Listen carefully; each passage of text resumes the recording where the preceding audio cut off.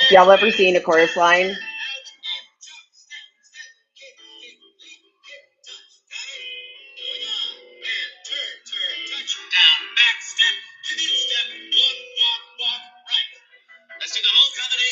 are y'all ready for this? 5, 6, 7, 8.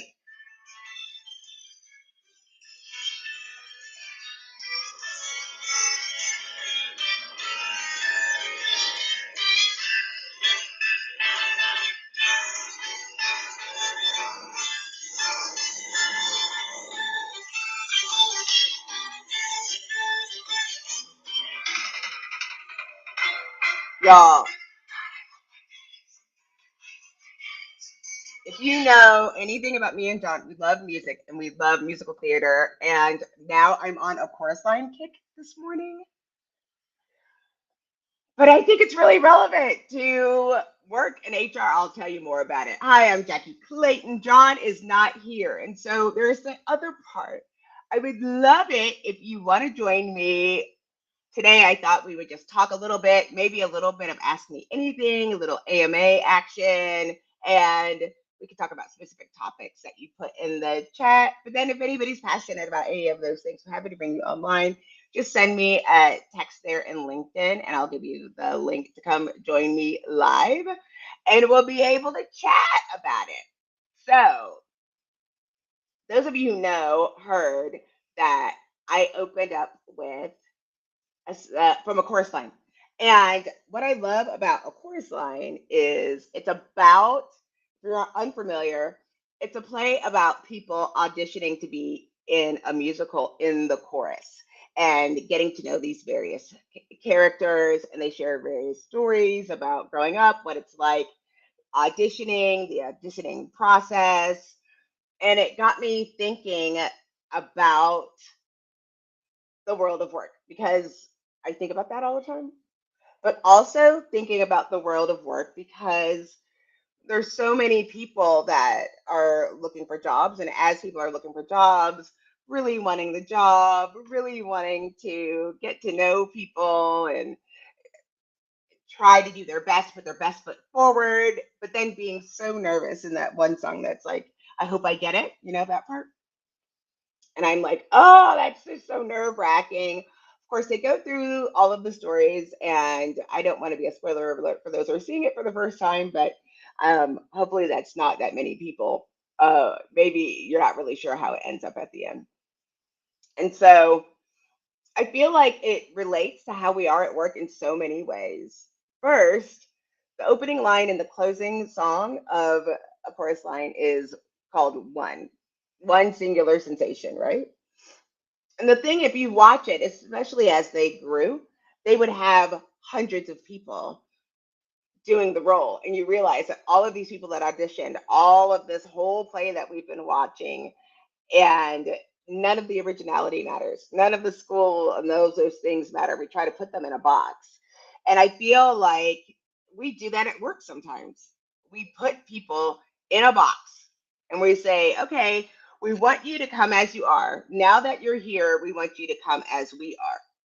And it is so frustrating as a DEIB professional to see that when you're like, no, they have these special skills. You really have a short amount of time when you're onboarding people into the organization. And so, how can we help people be their authentic selves when they come to work? Um, the big piece, even though they might don't necessarily report in HR, is supporting our hiring managers and reminding them of those skills, but giving them somebody like an onboarding buddy that likes and appreciates them for who they are before they get I don't know what the word is, before they've been indoctrinated and been at the company for so long that they come into a company person and they forget some of the skills that got them there. So that's always really important. The other one is being open and authentic yourself, making sure that you are your true authentic self, um, and and setting that example will help other people become themselves. I think you might have seen John and I both have a shirt and it says, be yourself, they'll adjust. And I think that is true in a lot of sort of situations. The other part is to be sure if you're on the candidate side looking for a new opportunity, is making sure that you've kind of done your math and you know the organizations that you're going into. Try to find something for you. Even if it doesn't work right now, always be looking and having conversations to see if you can get closer to the job that if sometimes we know we don't have the privilege of being able to wait for the perfect job, but always be looking for that place that you think that you fit in and that it's going to be the place for you. Good morning again. Thank you, all of you, for coming and hanging out with me again solo. I would love to hang out with you. If you want to go online with me, just send me information in the messaging and I'll send you that link. I'd also love to know in the chat if you have a musical theater piece that you like. When you do that, I'll go ahead and put that on. So today, I don't know if any of you have Instagram, but John is actually in Vegas at Epic, at the new Epic conference that it just is, it's its first year and it looked really exciting. I'm going to look it up really quick, but he is there. He spoke, and I think that he is probably getting on a plane right now. Um, but this was a little bit different, the Epic HR, and it stands for Elevate People Ignite. Is it change? Something like that. I think that that's where it was. And so it was a new conference that's associated with the HR Tech Conference.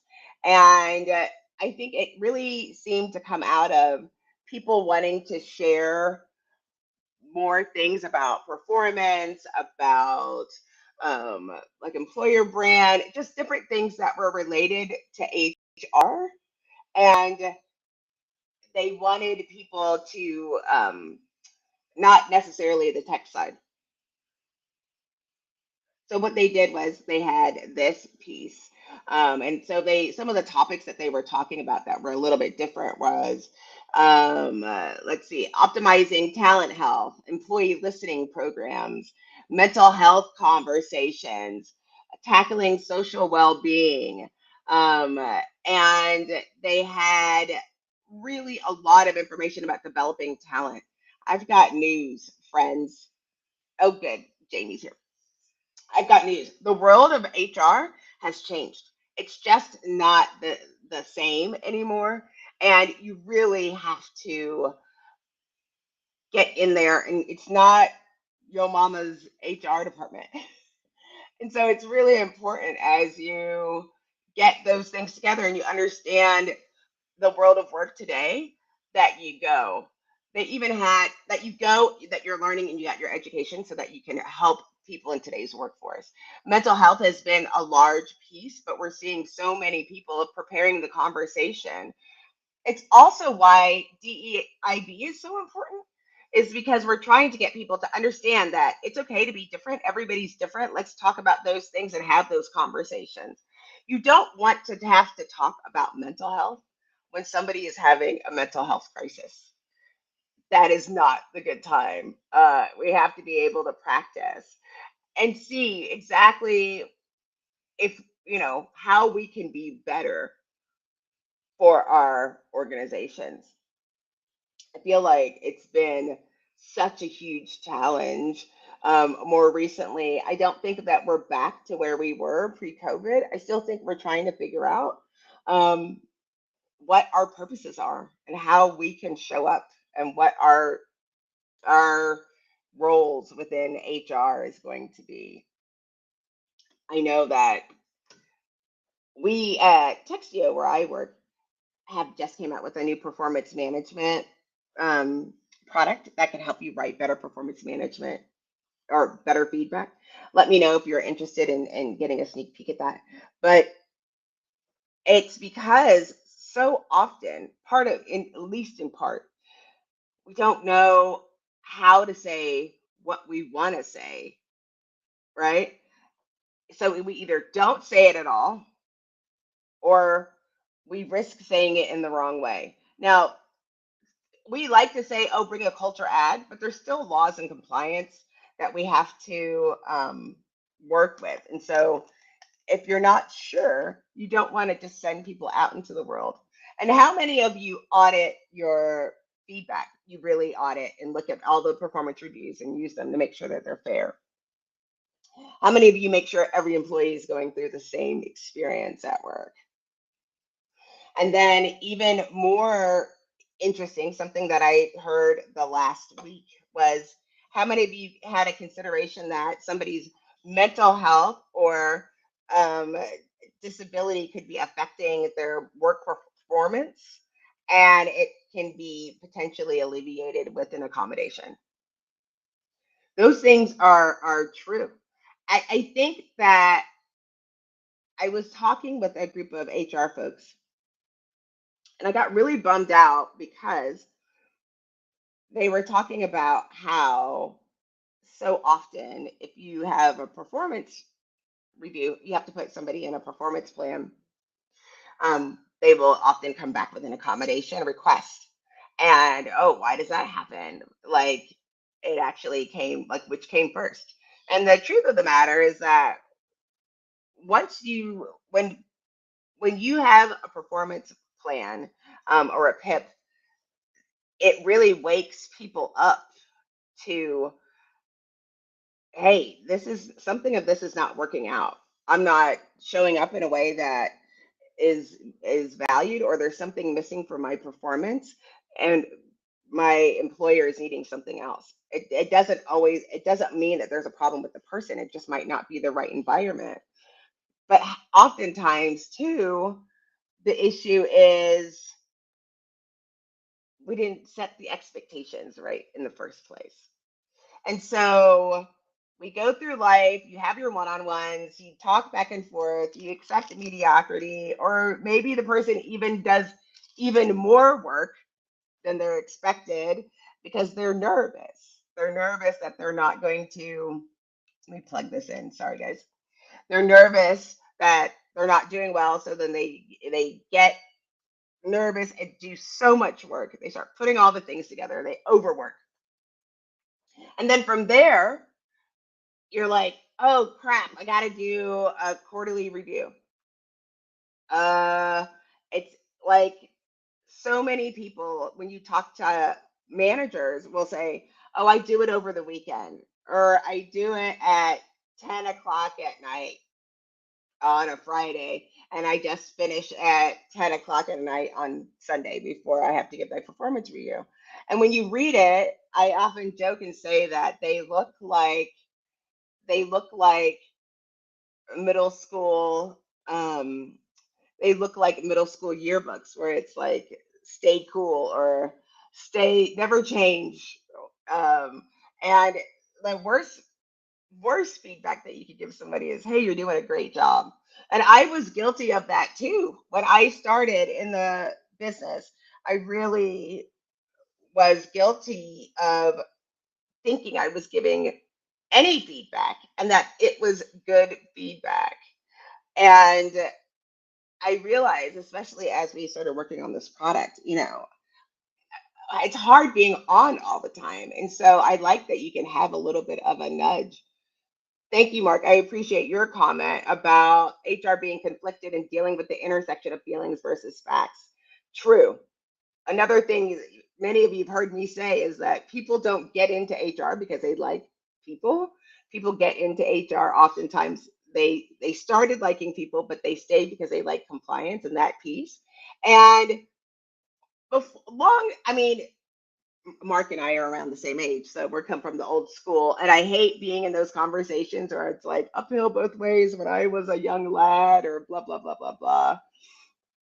And but we didn't talk about anything. Like, you obviously know that we never talked about religion. You never talked about politics. That has flipped on its head, and we have organizations talking about politics, asking for a stance. Where does my company rate? What am I putting my work towards? That is just one piece.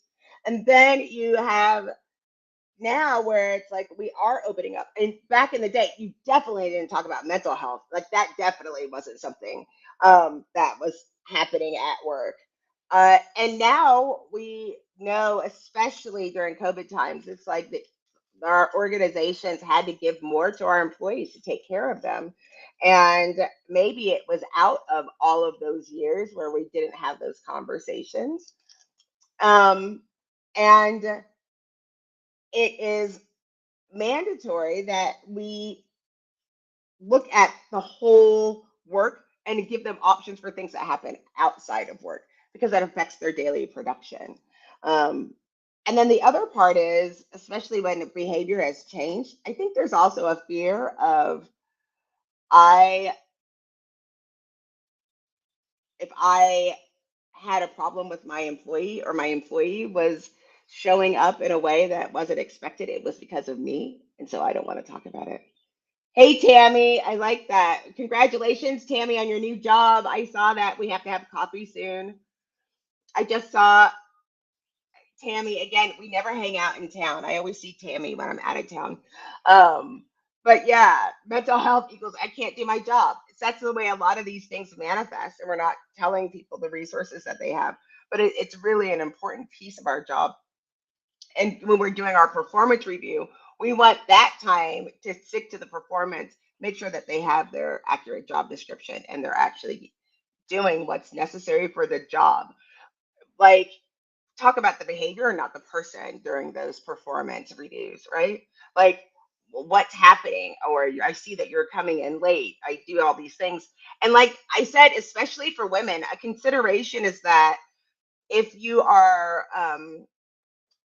autistic or on the autism spectrum, a lot of women don't find out until their 30s, y'all. I am not making that up. I am not making that up. And we have these little words and cute, like the misogyny of it all, like, oh, it's all about drama and women are so dramatic. Sometimes that's somebody's is telling you that they're anxious, that they have anxiety issues. And you think it's the drama, but no, that's how it manifests. And then as these things don't get looked at, they can show up at work in a different way. And the person in your employee, they might not even notice that there's a change.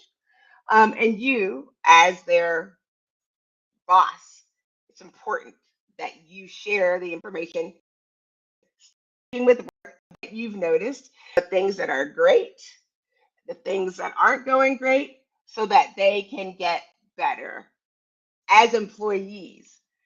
When you have that moment, have the opportunity, take the opportunity to remind them of the benefits that you have, that you offer for all employees, and explain why. you know if they give a stipend for learning and development, remind them of their stipend for learning and development. Maybe they can take a class. Maybe there's a podcast that would work really well for them that can help benefit. There was actually an article in Harvard Business Review that came out recently that was talking about giving employees, instead of putting people on a PIP, giving them the option to leave the organization.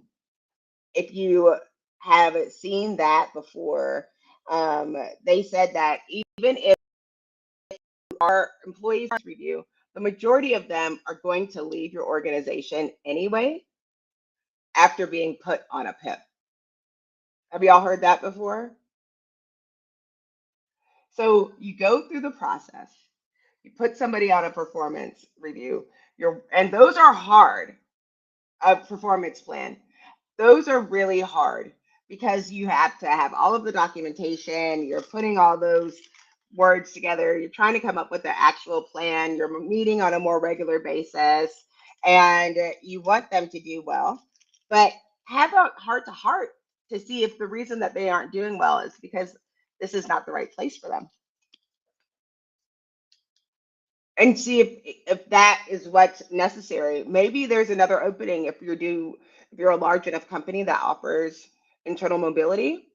Having a real honest conversation with your employee can help them get to the places where they need to go. And yes, I just actually popped something in my mouth on camera. I like what Tammy said. Like, not only have I heard it, but I've seen it. My take is that because we don't do a good job before, before it gets to the point where an employee needs to go on a performance review. If we haven't done a good job before, we don't do a good job before that point to really identify the root cause and needs. Yes. And we need to be having regular conversations. Feedback doesn't have to wait until your performance review. You should have a certain element of feedback as often as possible. When you say, I want to give some clarification, and thanks, Tammy, for putting that in there. But if I back up a minute, I said the worst possible for feedback that you can give somebody is by saying, hey, you're doing great, keep doing what you're doing. The reason that is so hard, identifying exactly what behavior or what progress is working. Share with them, this has helped impact the bottom line. How did this impact the business? Be specific. Really appreciate you taking the keeping it updated and presenting the results at the meeting. I really appreciate it. It makes a big difference and allows us to be more efficient and share our benchmarks with the rest of the organization. So then they not only know exactly what you liked, you also help them with the impact. Everyone's looking to make impact. And there's some people that leave organizations because they feel like they're not making the impact. And part of that is because nobody told them if they're making the impact. It's really important that we do that. So I'm taking this, I'm going to put this in while I take a sip of coffee. I love it. That's, gosh, I never even thought about that, Mark. 5 minutes every other week is 20 plus touch points in a year. And I know he's not saying just take 5 minutes, but he's saying it doesn't take a whole lot just to get those things in there and keep talking to our employees and seeing what's going on. The other part is that it helps you as a manager help with various skills or give them access to various projects that are going on that can help them with their personal needs as well. But I feel like so many times, like it's stressful. We're going to work. How many of you have thought that you were going to get fired at work for no reason? Like you just thought, oh my God, I think I'm getting fired. Coworker, I think I'm getting fired. And they're like, why? I don't know. I just have a feeling. We've talked, we're not going to bring up bias right now. We know what it is. But it's like most of the time it's because you can't tell if your work is working. And so that's why it's so important that we get in there, give the feedback. And if your boss is not giving you feedback, you need to require feedback. Sometimes managing up can be exhausting. I know that. Steven, you're going to have to join on with me. I will, I know that if you are, now look what Steven threw me all off. Now I forgot everything I was saying. I'm going to send you a link so you can jump in on me. Steven and I used to do a podcast together, by the way, back in the day. And so I'm going to make him a hop on here with me. He can catch us up and talk about. And by the way, the other funny part is me and Steven used to like literally talk every day. Back in the day, we used to talk every day. So I'm excited for him here. And when you get on, I will allow you in here. I sent you a link on LinkedIn. So,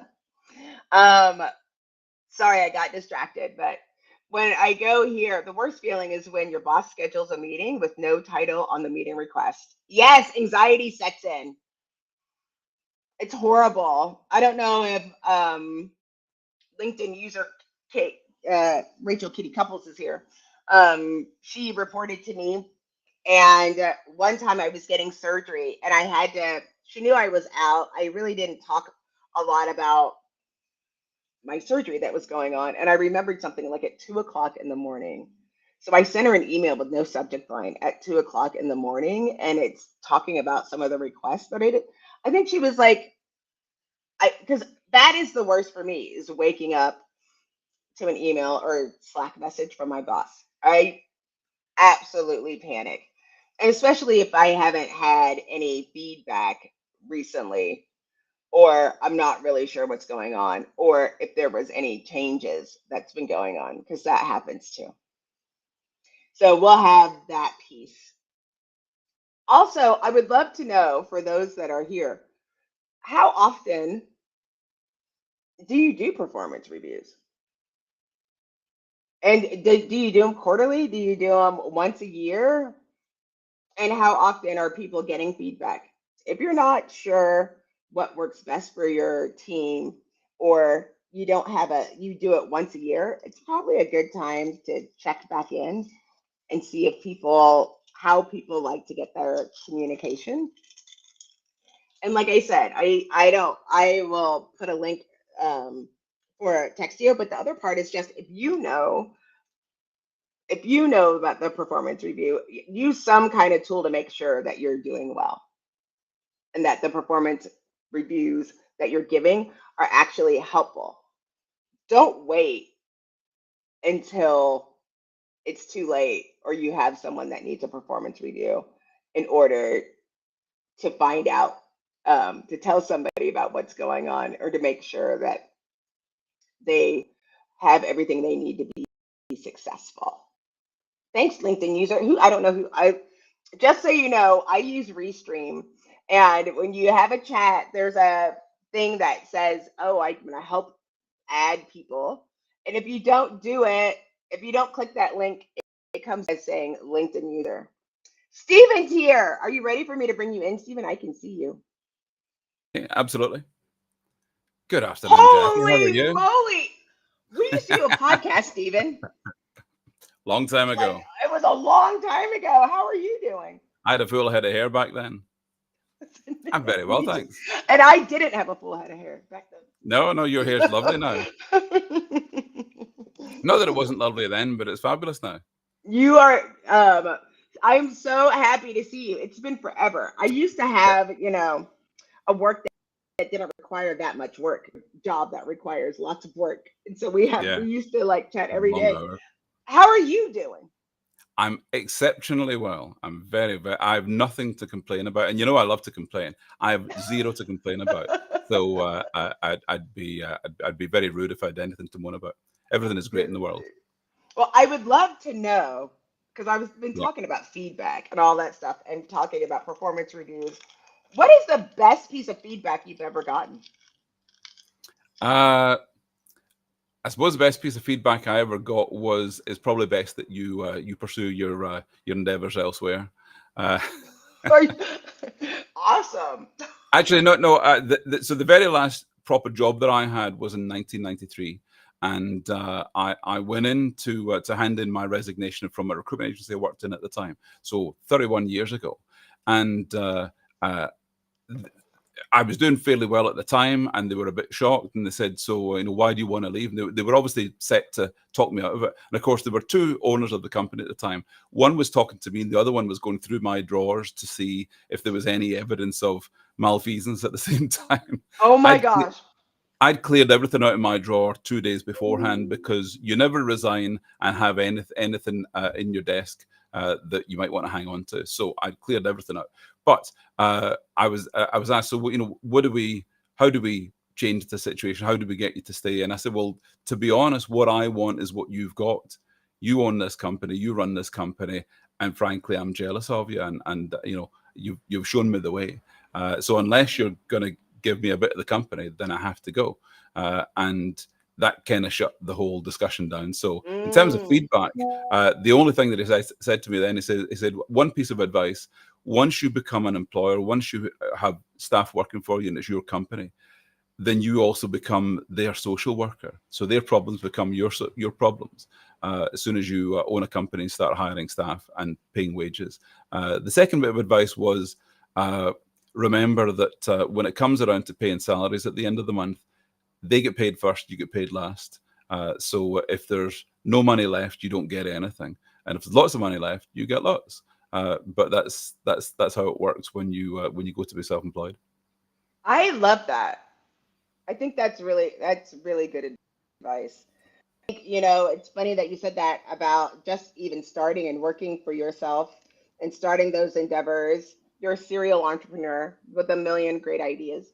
Um, when you're looking into those pieces, so many people hide behind organizations that need to leave so they can start their own businesses. Yeah, And it's like it's almost like you want everybody to be responsible for a team at least once so they can have a yeah. little bit of empathy or understand what that's like. I was speaking with a friend of mine yesterday who had a really valued staff member resign, and she felt quite hurt by it. Not that the person was resigning or leaving, but she hadn't shared that she was thinking about leaving or that she was going for interviews. And of course, as a manager, if you're close to your staff, and you shouldn't always be their best friend, but it's good to be on good terms. But when someone leaves and it's clear that they've been keeping this a secret from you, then you can feel the pain of that.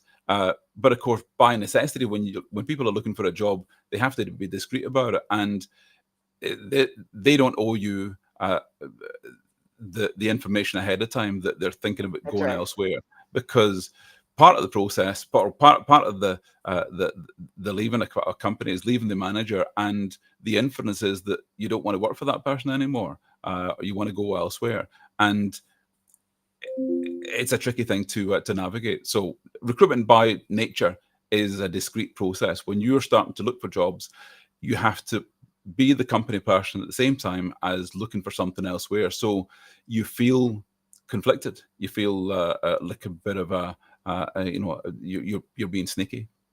Well, I think what you're saying too is like that's why it's so important that you have regular conversations. I feel bad because it says, like, you're right, you have to be discreet, but at least if I knew, hey, this person is looking for more money with like different opportunities, then it's not as Yeah. much as of a shocker. And Mm. you know, I I get baffled by so many people, the company is struggling, Yeah. and then they're hear the person say something like, "Are we still getting raises, or is this piece happening?" And you're like, "Dude, are Well, you duh. listening?" Like there's a disconnect of explaining your role in the company and how we figure these things out and what we need to do in order to be successful and what that looks like. And Yeah. sometimes it's everybody works for a paycheck. Nobody works for free. I'm not saying that, and I Yeah. don't work for a nonprofit. But if you aren't having these conversations of transparency, Mm. because so many people are like shocked, and then if they weren't part, they're looking for the same thing. It's like understanding the way Yeah. business works. I feel like they need Yeah. to have a, like, remember how like when you were in school, and I don't know if you had this, but there was like the day, like you could take home economics. Yeah. Did you have home economics when you were in school? Oh, Home yeah. economics. Yeah. Yeah. That we used to My learn. friend was terrible. I don't even know if they have home economics. We learned how to fix a sock, sew on a button, make a bowl of spaghetti, Balance a properly checkbook. set a table, balance a checkbook, like Yeah. how to manage a home, Hmm. right? Yeah. They don't do that anymore. No, no, I don't think that happens. There are so many things that happen in school that you would think surely a bit of home economics would be a big benefit right here. Because you have a panic, and it's like we don't talk to people about work, how work works, how Mm. these things figure out. I'm noticing I have an open VP of sales role, and I work for a mission driven company, Yeah. and it is interesting, the people that reach out don't talk about the mission. They'll say they're great, and you Mm. go on their resume, they've never sold anything ever in their life. Yeah. And it's Yeah. like, let me explain how this works. I mean, I'm sure you're great. Let me tell you how you can sell yourself into an organization that Yeah. might be look, or how you could. I'm not saying they're not qualified and I won't talk to them, but if Mm. I'm just going on what's on paper, telling me that you're the best person for the job is not enough to get the interview if it's not obvious. Like, I need to tell you how to sell yourself. Yeah, what always surprises me in the recruitment sector, either in staffing agencies or in TA, is so many people who are unaware of how recruitment works, and they take it personally when things happen, and they're surprised when someone decides to leave and go elsewhere. Like that would be the last thing they would imagine. Well, it's the world of work. People leave. You've left before and gone somewhere else, and That's you had a right. boss that was surprised. So when companies don't plan for recruitment to happen, for vacancies to, for turnover of staff, then frankly, they get what's coming to them. And what that means is that they have a distress purchase. They need to hire someone in a hurry because they had no idea this job was going to be coming available. They hadn't thought about, well, what do we do if Joe or Mary or whoever leaves the company, or and goes elsewhere, or goes under a bus?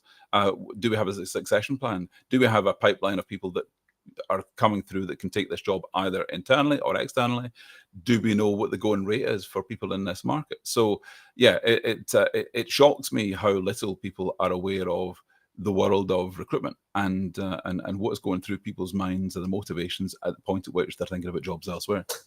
That's right. And I'll tell you, true story. I Yeah, yeah. worked for an organization. I used to sell software for like a hot minute, and I was like, sales is not for me. I know people think that conversation. No, I'm an opener. I'm not a closer like that. Like it's not my primary focus. Yeah, Um, not my. I could, Anyway, we'll have another conversation about that. But yeah, when I was working, I am a person who takes things very literal. So if you say, "Hey, your quota is $1 million. If you can't stay here unless you make $1 million," then yeah. I started looking at my way out.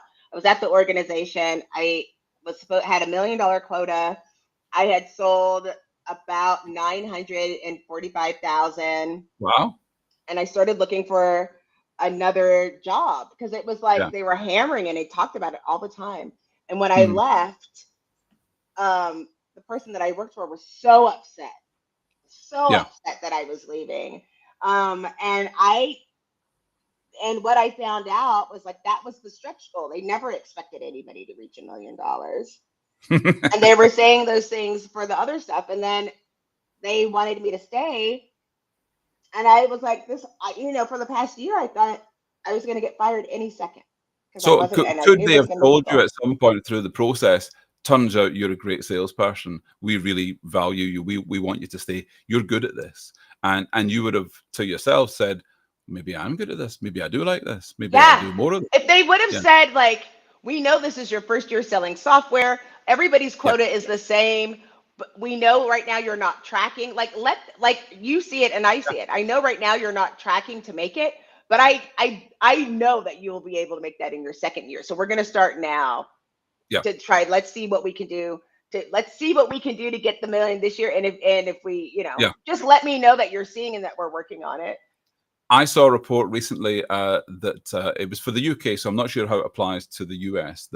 I think there's a lot less imposter syndrome going on in the US. I'm pretty sure, but in the UK, people much more commonly will leave a job rather than have a hard conversation with the manager about their prospects, their salary, the responsibilities. They won't have the hard conversation, but they will find a job elsewhere rather than having that conversation, which is Dang. bizarre. Yeah. I think that's the same. No, I don't think. I Mhm. think there's a lot of the opposite of imposter syndrome where people are like, Yeah. "I'm the shit," like where it's the wrong kind of imposter where you're like, you're literally not working. If I'm honest, that's always been me. I've never had imposter syndrome. I'm thinking I totally deserve to be here. Look at me. Of course, you're like, what? I remember we had family therapy. This is funny. I'm the youngest. My sister's 10 years older than me, and my brother's 5 years older than me. And You're the baby. we went to family. Yeah, I'm the baby. We went to family therapy, and my brother said I was spoiled, and the therapist said, "Well, spoiled implies that you've received something that you didn't deserve." And I was like, "I deserve everything I've gotten." And my brother was like, "See, she's spoiled." I thought it was so funny.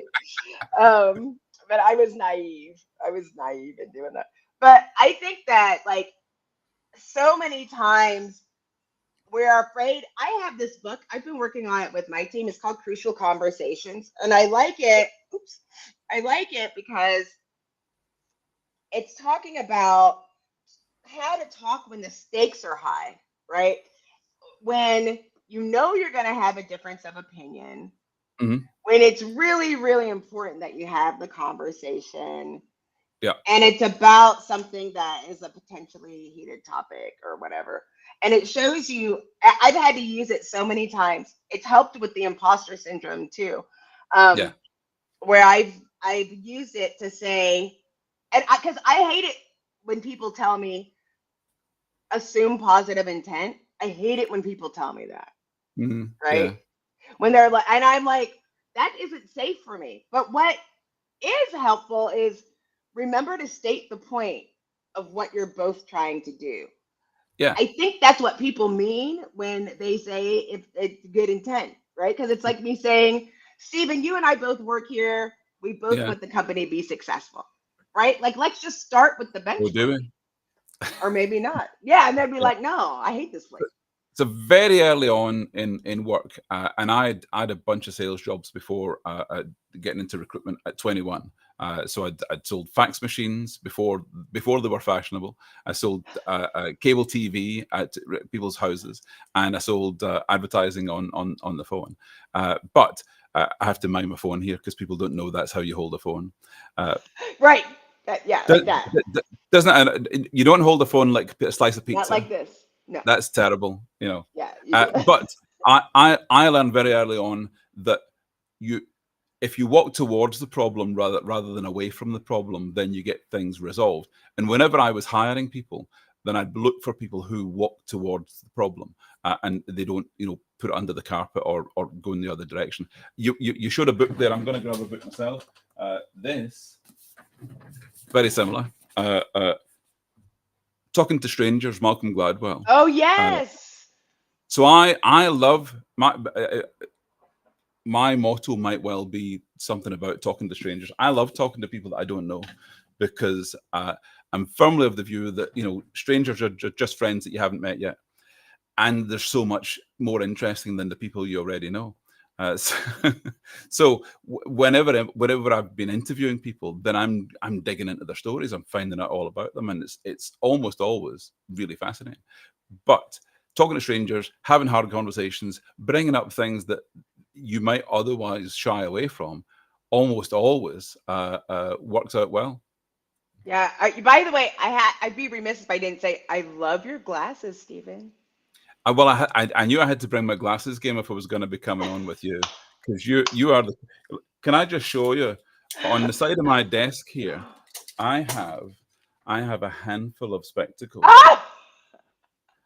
because I need to be properly accessorized at all times. These Yes. ones you're like, these are Van Gogh specs Look from at the. that. I got those in Amsterdam last month from the Van Gogh Museum. They're fabulous. Those are, I want to go to the Van Gogh Museum.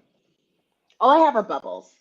They're all I in need the to get other. more. I need to get more of these ones. These are my favorites. I got these in Venice last year, and they won't deliver to Scotland. So I need to go back to Italy to Are you get more of these. serious? Yeah. Listen, I tell you what, the other day, literally, this has never happened. Like, I forget sometimes that I have glasses on in the shower, or I sleep with my glasses on. That stage of life. I didn't start wearing glasses until I was like 45 or so, You're not maybe even earlier. 45. Shut up. Oh, come on. I'm 51. Shh, shut the front door.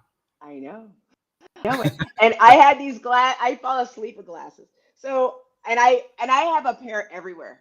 If this is your first time meeting me in my glasses, you will see a Hmm. different pair of glasses almost every time you see me. But in the living room, and the other day I left and I didn't have glasses on. Yeah. It was the most uncomfortable experience. And someone sent me a text and they said, "What's your wrist size?" But I didn't have my Hmm. glasses, and I said 33 inches.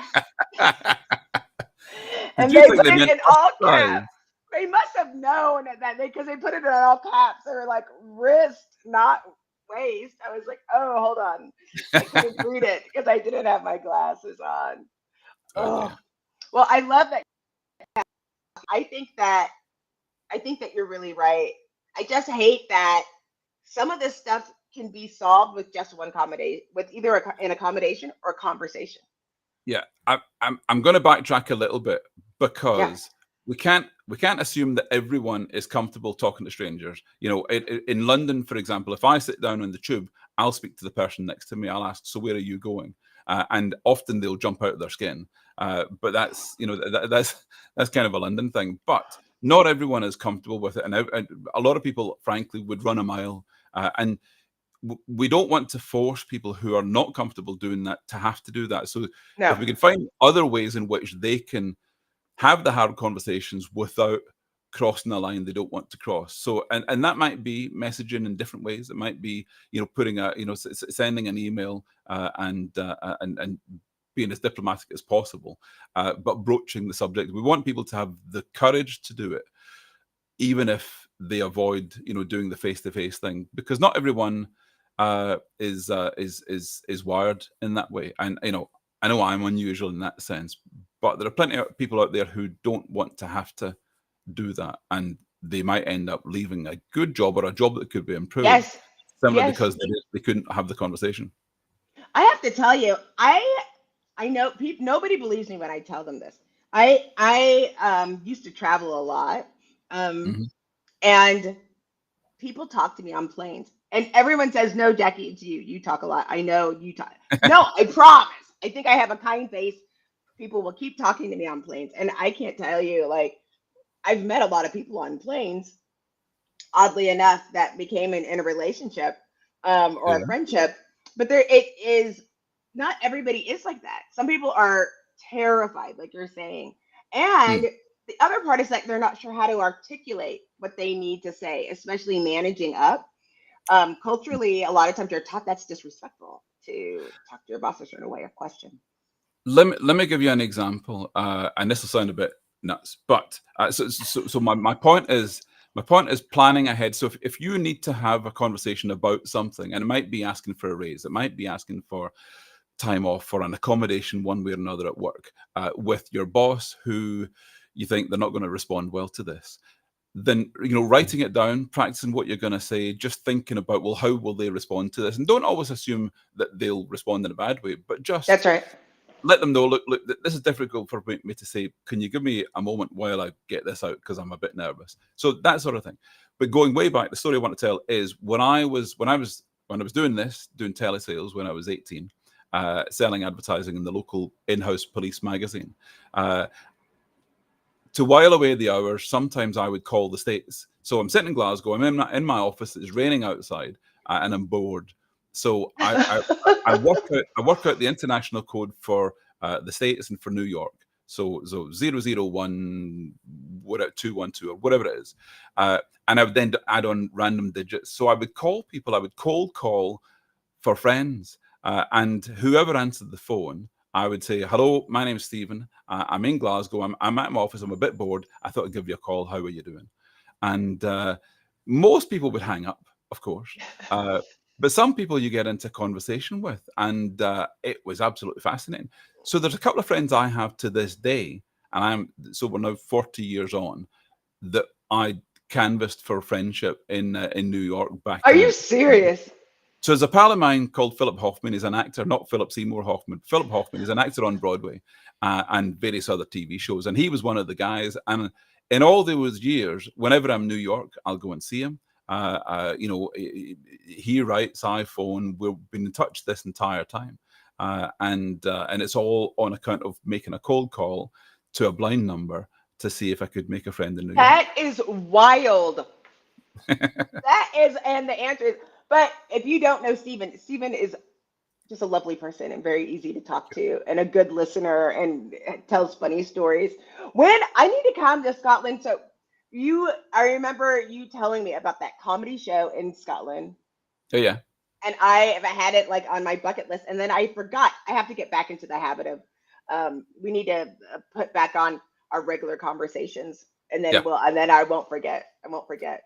Well, I'll tell you what's happening in the next few weeks. Now, I'm not suggesting that you drop everything and get on a plane to Scotland, but on Tuesday the 21st and Thursday the 23rd of May, Chad and Cheese are going to be right here, and we're organising true events. So there's a true Glasgow and a true Edinburgh on those days. So they're flying over. I think they've got the smell How of does that whiskey in their happen? nostrils.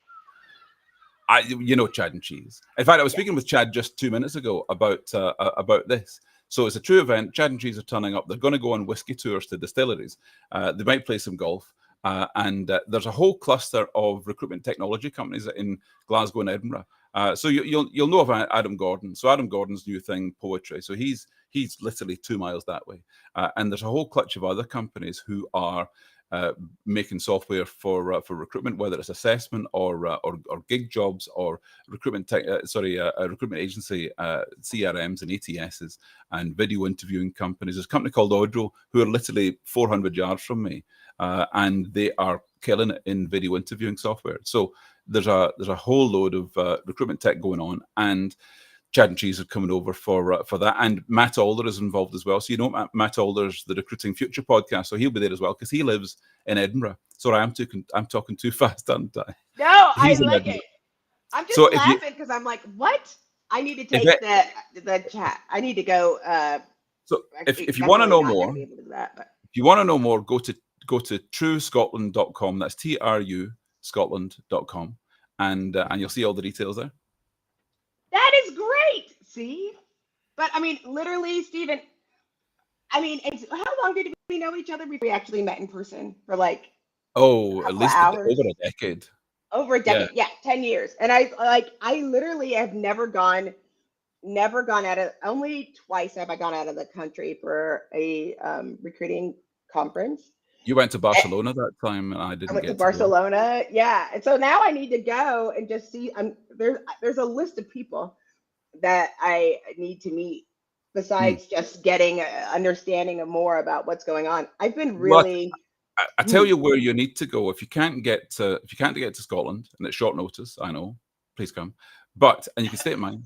But if you can't get to there, then you can get to Washington DC. So in DC on June the 4th to the 6th, me and Peter Weddle are running TA Tech North America. So that's on in DC in June. So it's all recruitment technology companies like Textio, and it's all CEOs and founders who are on the agenda as speakers and in the audience. So you'd be very, very welcome. It's all top people. All top people. I'll have to make sure and polish my shoes. And Washington is going to be nuts in an election year. It's going to be crack and very hot. I know you're used to hot in Texas, but yes, I'm really not wired for the heat. It's okay. You just drink a glass of water. Just wear a tank top. Yeah. And a fishing hat. One of those big white fishing hats. Make sure you have those things. I got a hat in the post yesterday. You're gonna laugh. I got a mosquito net hat in the post yesterday. No, you didn't. I did. Steven. I got two because tomorrow me and Luciana are going to the Isle of Skye, and the Isle of Skye is beautiful but famous for midges or like mosquitoes. Right. And I'm hoping at this time of year they haven't turned up yet, but just in case, we've got the mosquito hats just in case. I can't even imagine. I can't imagine any mosquitoes being around right now. I'd be really mad. But then I keep here. It's been really cold, so I can't tell what the weather is like. I mean, but then I have to see that hat. Yeah, but cold for you is how cold it's gonna is be cold? 80 degrees. Yeah. Today Fahrenheit. So that's what is that? pretty toasty. I mean, it's supposed to be 85, 90. This is what happened when I got married. It was like this weather was just 80, and then the week after it was the hottest day on record. I would burn in 80 degrees, frankly. I'd really look at this. I've got too much forehead. Not as much as John Baldino, but I will tell you, when I had alopecia, it was one of the funniest things. He was like, "Welcome to the club." It was just like whoop, all the bald heads would be able to do that. You really rocked it, I have to say. I did it for a while. there's always the thing, and obviously it's maybe more men than women, but there's always the thing when you're thinking, what's going to happen when my hair goes? Do I have a funny shaped head? Will I Yeah. look all right? So it's a bit of a revelation when it turns out that your head's okay and it's been all right all along. My head is huge. I just You got have a great, measurements. Nobody you have a believes great head. You have a it. great shaped head. It is huge, but it's Some big. people have a head like a lollipop. Some their mamas did Yeah, like yeah. I don't want to shame people with oddly shaped heads, but in the discrimination stakes, that's maybe not high on the agenda. it's not. It's not a Not a protected protected class. class. Yeah, not a protected class. Jinx. Not the odd shaped head. But I Yeah, really was. I really was this past week on the Inclusive AF podcast. Like we had somebody yeah. that was talking about the disabilities, Hmm. about how some of those things people don't know that they have disabilities, and at work, how does it manifest itself, and how Yeah, it shows up at work, yeah. and things that you can do that you don't.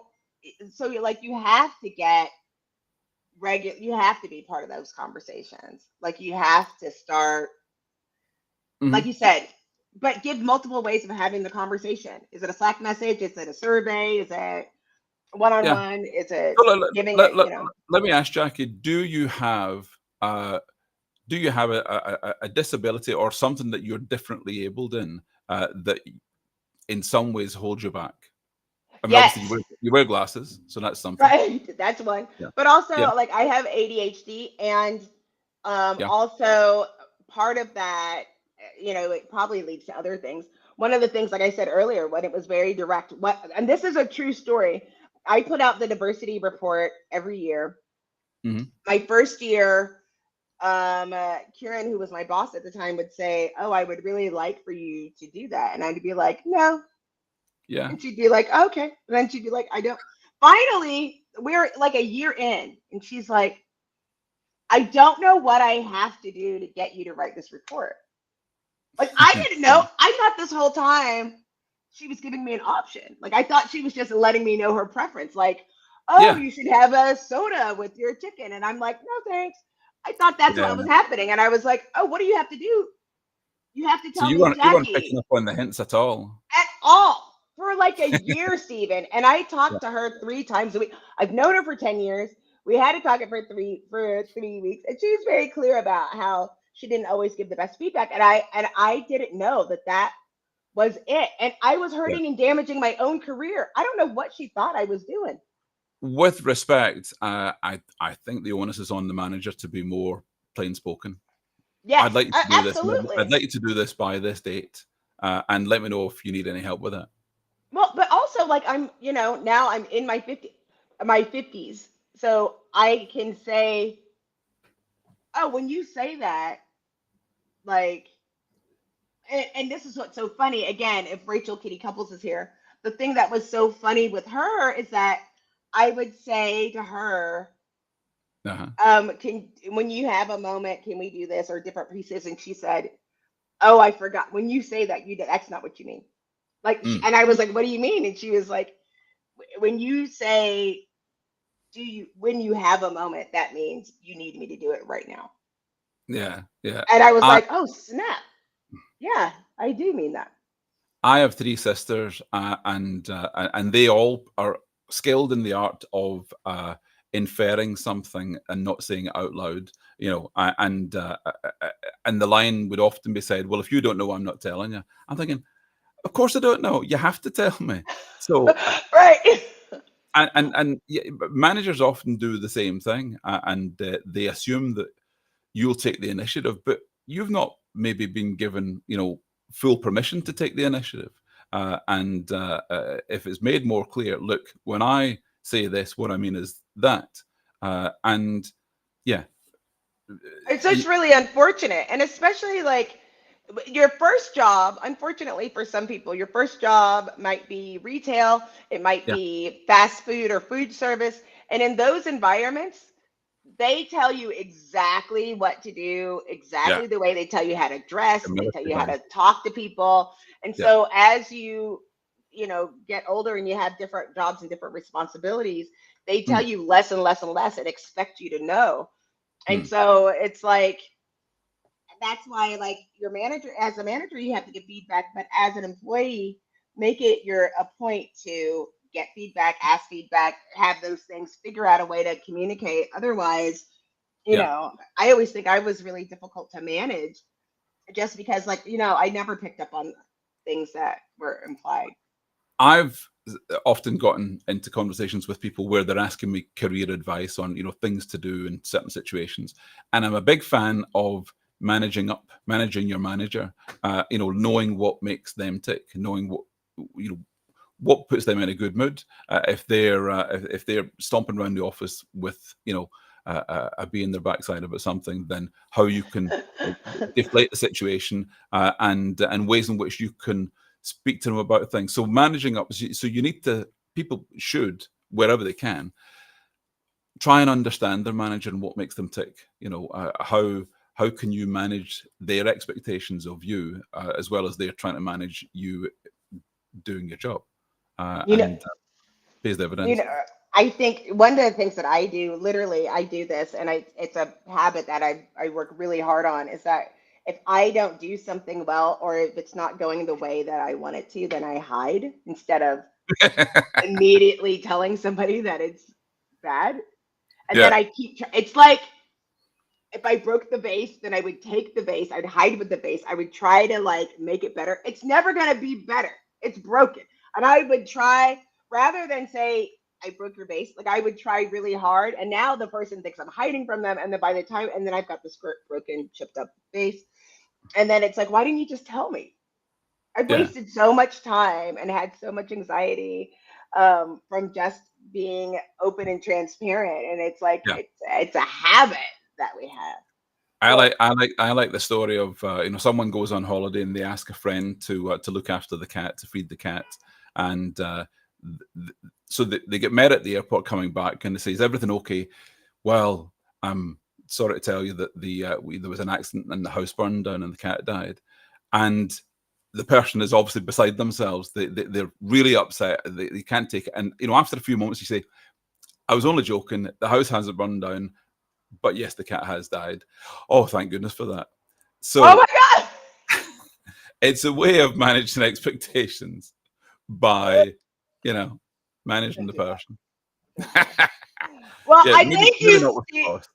I appreciate you so much for joining me today at the last minute. No We're problem. actually over time, but I Um, know it's interesting for our But First Coffee Stephen edition. It's our special edition of whatever it is we put together today. And then tell people about you, Stephen, for people who this is their first interaction. okay, so I'm in Glasgow. I'm going to show you. So this is Glasgow outside right now. It's a bit overcast, but it's warm. It's very toasty in here. So I run TA Tech. I also run the National Online Recruitment Awards in the UK, which is this here. And I've been in this business since, well, for 36 years, on and off, either recruitment staffing firms or on the tech side of things. And the webmaster for JackieClayton.com. Oh yeah, yeah, of course, absolutely. I now we have to redo all the pictures, by the way, because I've Well, it's lost all out of a date. ton of weight and have a new job. It's all out of The date. hair's all wrong. The teeth are all wrong. Yeah. We've got to get it all back together. Yeah, yeah, Well, yeah. again, thank you so much for joining us, and thank you to our millions of fans and, the Glaswegians, which we know now we're going to have millions of Glaswegians wanting to hang out all the time. Of So course. I appreciate you and appreciate everybody in the chat, and we'll talk next week. Thank you very much. Love you to bits.